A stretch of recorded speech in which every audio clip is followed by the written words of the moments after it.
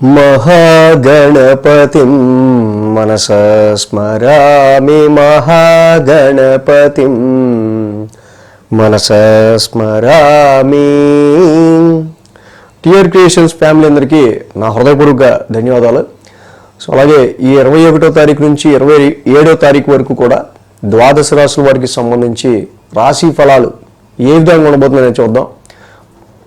So అలాగే మనం చూసినట్టయితే కనుక ఈ వారం నేను 21వ తారీఖు నుంచి 27వ తారీఖు వరకు కూడా ఇక్కడ చూస్తే కుజుడు మారారు, బుధుడు మారారు, రవి మారారు, శుక్రుడు మారారు.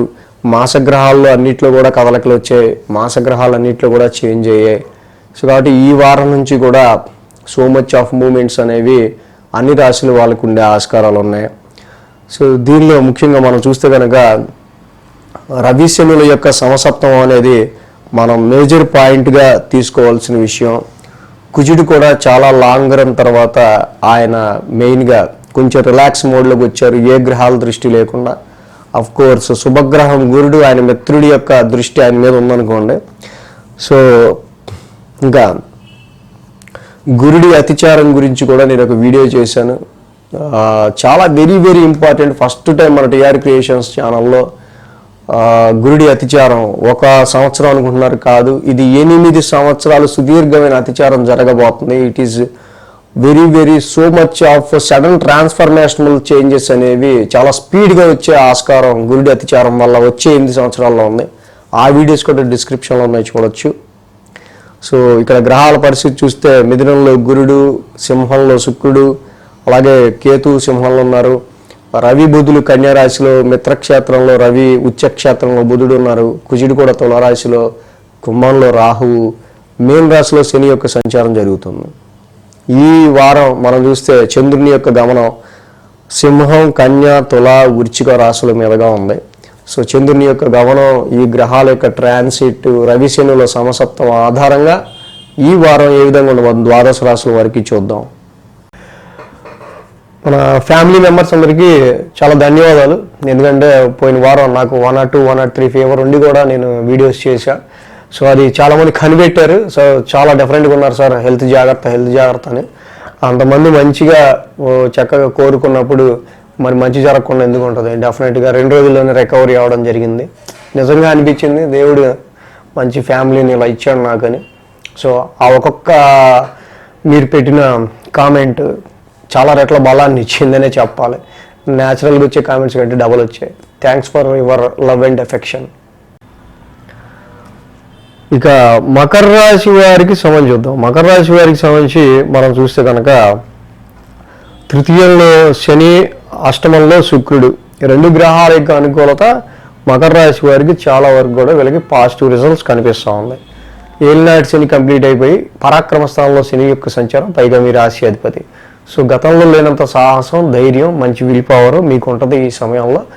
కాకపోతే ఏంటంటే కొంచెం కష్టించి పనిచేయాల్సి వచ్చే ఆస్కారాలు కనిపిస్తూ ఉంటాయి. కష్టించి పనిచేసినా కూడా దానికి తగ్గట్టుగా మీకు కొంత ప్రతిఫలం అనేది దొరుకుతూ ఉంటుంది మీరు పడ్డ కష్టానికి సంబంధించి.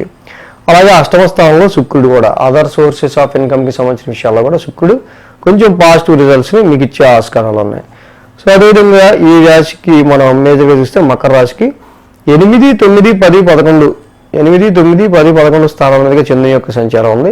బుధ, గురు, శుక్ర, శని 4 రోజులు కూడా మకర రాశి వారికి చాలా చక్కగా మంచి అనుకూలమైన ఫలితాలు కనిపిస్తున్నాయి.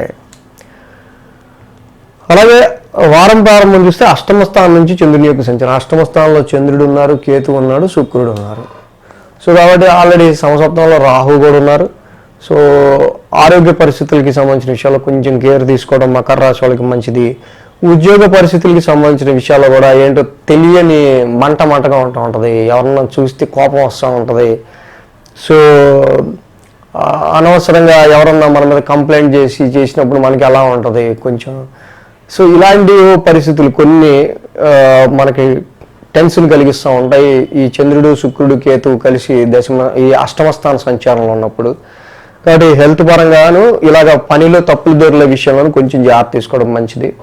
సోమ, మంగళవారంలో ఇక్కడ మెయిన్ 9వ స్థానంలో చంద్రుని యొక్క సంచారం. చంద్రుడు నవమంలో యోగించారు, రవి యోగించారు, బుధుడు కూడా యోగించారు. కాబట్టి ఇక్కడ సోమ మంగళవారాల్లో మనం చూస్తే ఎంతైనా కొంచెం ఖర్చులే పెరిగే ఆస్కారాలు ఉంటాయి, కొంచెం స్ట్రెస్ ఎక్కువ పెరిగే ఆస్కారాలు ఉంటాయి, ఎక్కువగా మనకి కష్టం పడాల్సి వచ్చే ఆస్కారాలు మనకి ఎక్కువ కనిపిస్తున్నాయి. అలాగే లాంగ్ జర్నీస్ కూడా కనిపించే ఆస్కారాలు ఉన్నాయి.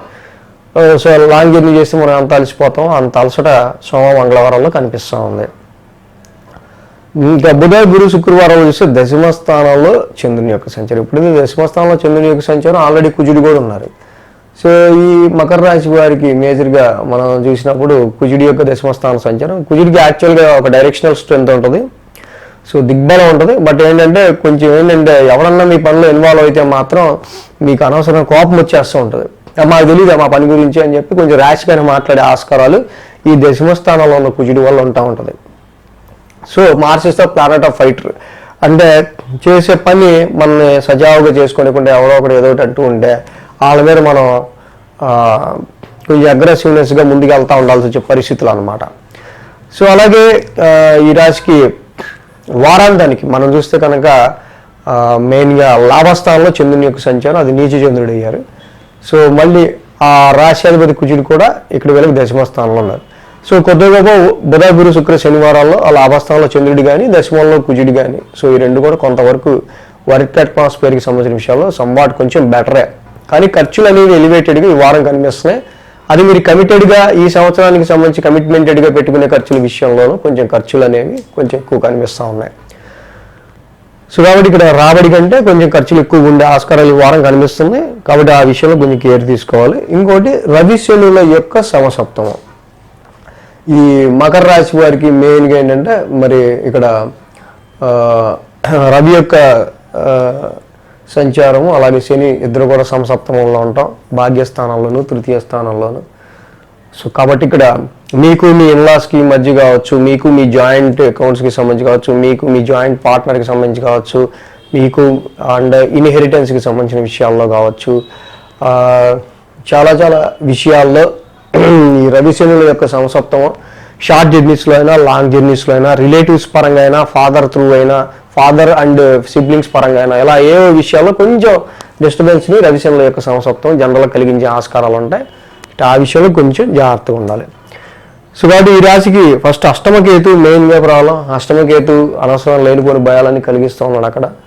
కాబట్టి జంట నాగులు ఉన్న చోట మంగళవారం పూట పాలాభిషేకం చేసుకోవటం, అదేవిధంగా రవి బుధులు ఇద్దరు భాగ్యస్థానంలో ఉన్నారు. 9th house is the house of spiritualism.